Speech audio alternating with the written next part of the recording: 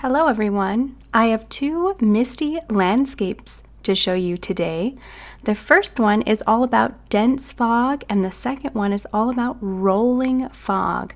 So go ahead and grab your paints, your paper, and let's get started. So I have all of the material listed in the description, so be sure to look at that. For my first landscape, I have wet my paper and I'm dropping in some brown. And I'm adding in more darker values of brown and of course spreading it out with a little bit more water. Now you see me tilting my paper up here, and that's because I want the paint to slowly move its way down the paper. You can also do this by taking a water bottle and spraying your paper and having it move. Now I didn't really want those little creepy veins creeping up my page, so I went ahead and spread the paint around and let that dry a little bit, and then went ahead and sprayed it again. That is going to pull some of the paint away, making some fun little almost bokeh texture to your painting. I'm going to let that one go ahead and dry. And then the second one, we are going to get some green and just move the paint in whatever shape you want. I decided to have the green mimic trees or landscape rolling down a mountain because I'm going to manipulate the mist in a way that shows that it's moving downward. So you can see I'm working towards the upper right-hand corner down to the left. I am always spraying my paper, and that's just to, one, keep it wet, but two, I love the effect that the spray gives. So you will see me doing that quite often. Now, here is a fun trick. Take a paper towel, and while the paint is still wet, you can move that paint around, and you can create really cool designs in your painting. Now, I wanted to go for more of that rolling mist effect, and so that's what I did here. And the paper is still ever so slightly damp, so I wanted to add a little bit of color in there before I add some of my trees. If you want to know how I do my trees, then you'll want to check out my part 1 and part 2 watercolor pine trees series. The first video, part 1, that's where you'll find the style of trees that I typically always use in my landscapes.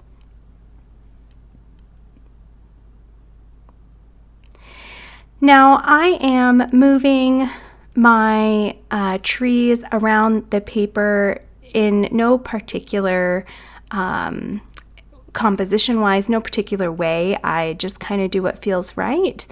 And I figured that less is more because sometimes it's nice to have less. So I did not want to get too crazy with my trees. And to soften them, you saw that I took my paper towel and just ever so slightly touched the trees because I want the first layer of trees to be the softest and the most muted trees because they are going to be behind darker trees or in the distance. So, and of course to give the painting a little bit more depth. So you'll see that some of these trees are quite light. Now, I am constantly, I did just say it, but I do want to say it again, that I am misting my paper.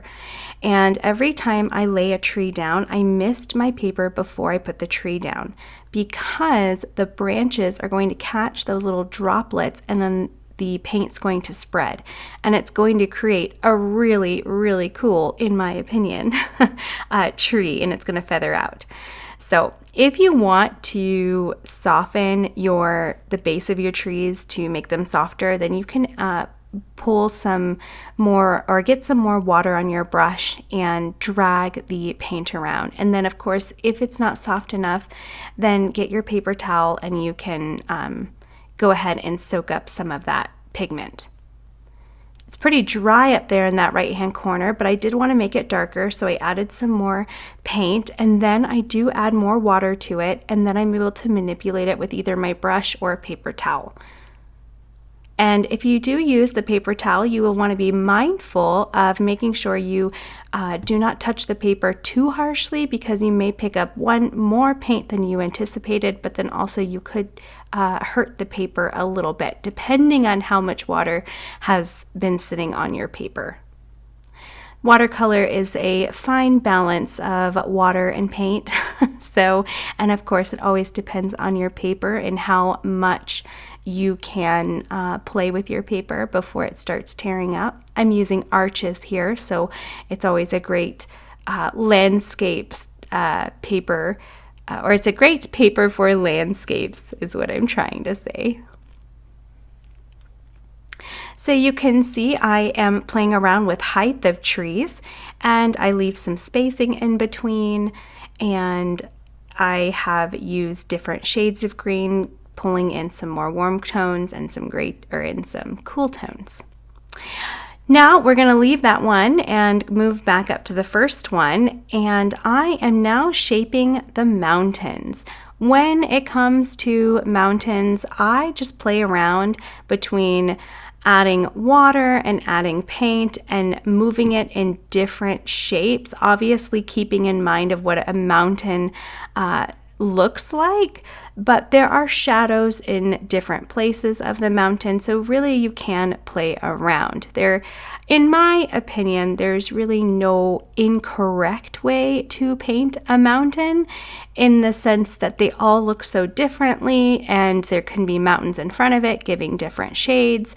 So you see what I'm doing here is I'll lay some water down and I'll spread some paint around, I'll drop some paint in, and then I will just manipulate that paint. And I go from using a wet on wet to a dry brush to lifting paint. I mean, I kind of just do it all. I work it to where I'm happy and where I'm satisfied.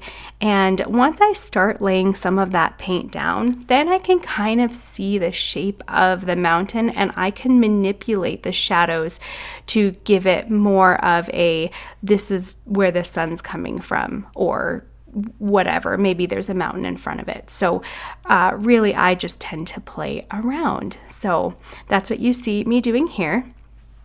Also keeping in mind that I want the softest paint in the center of my paper, because that's where the mist is going to be. All of that very, very dense mist. It's very heavily misted. Lots of fog there. And then it goes up into the upper left-hand side of the painting. Now, it has dried a little bit, and so I'm doing a second layer of my black, and it's watered down, so it gives it a nice gray. And you can add a little bit of white to it if you want a more muted tone. I really like the muted tones. I don't typically go for it, but this was fun this time, so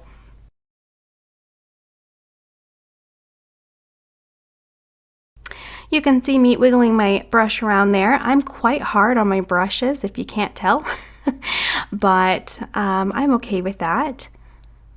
And I'm picking up so much water. I don't know if you caught that there was some water droplets hanging off of my brush.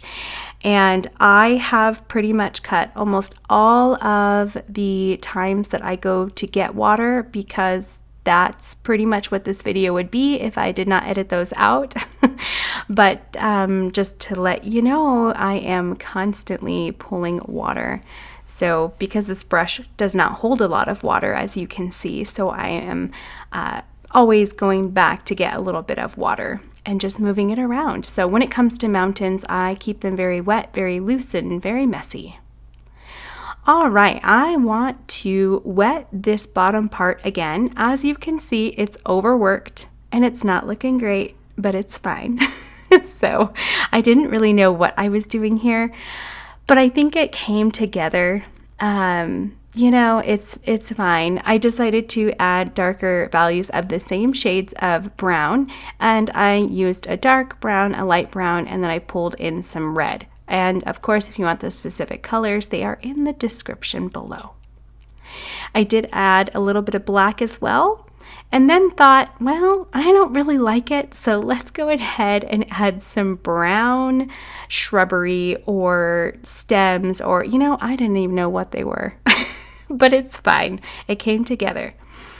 So I added those where I wanted them, and if that wasn't enough, I then thought, oh, there's not much here. Let's go ahead and add something else. So I took some Dr. Martin's pH white. Oh, I totally butchered that. It is the bleed-proof white. And decided to add some flowers, or I have no idea. I really have no idea, and it's fine because I think it worked out in the end. But I placed them where I wanted them, and then I decided that they were way too vibrant, but I didn't want to completely destroy the scene. So I took a paper towel and I lightly dabbed them to soak up some of the paint to make it less vibrant. And I think it still looks good. Let me know what you think. Do you think it was a disaster? Did I ruin it? It's totally fine if you do. But I do like it, so I'm happy that I ended up doing those things, so that's fine. All right, now back to my second paper. It is dry now, and I am adding in my tree. But remember, I did mist my paper before I added a tree. So, and that's when you see me doing the trunk, you can see a little bit of the pools of water forming, and that's because there are droplets all over my paper. But once I get to this stage, I get so excited because I get kind of stressed out, if I'm honest, that first layer of paint, making sure it's kind of what I had in mind. But once I get past those stages and I'm here, this is my therapy. This is what I love. This is what gets me so excited about painting trees and forest landscapes, is once you are in that second or third layer of your painting, because watercolor is all about layers.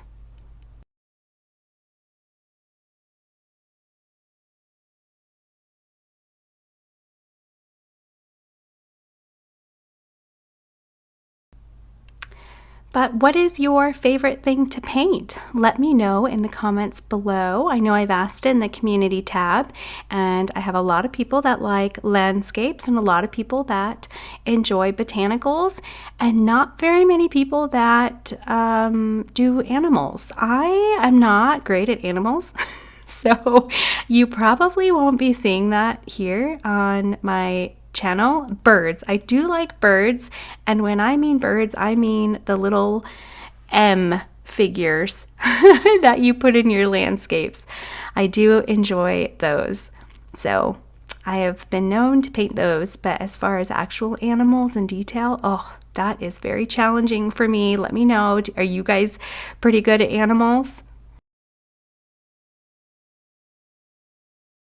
Another thing that you can do here, if I did not explain it, is that when the tree is wet, you can also take your paper towel and lightly touch the tree, and it's going to soak up different areas of the tree, and it's going to look like there is little bits of mist over the trees. And that is it. I hope that was easy and that you guys enjoyed this video. Let me know what you think. I am so happy with this and very pleased. And yeah, if you got some value out of this, be sure to hit the like button and subscribe, and I will see you in my next video. Bye, guys.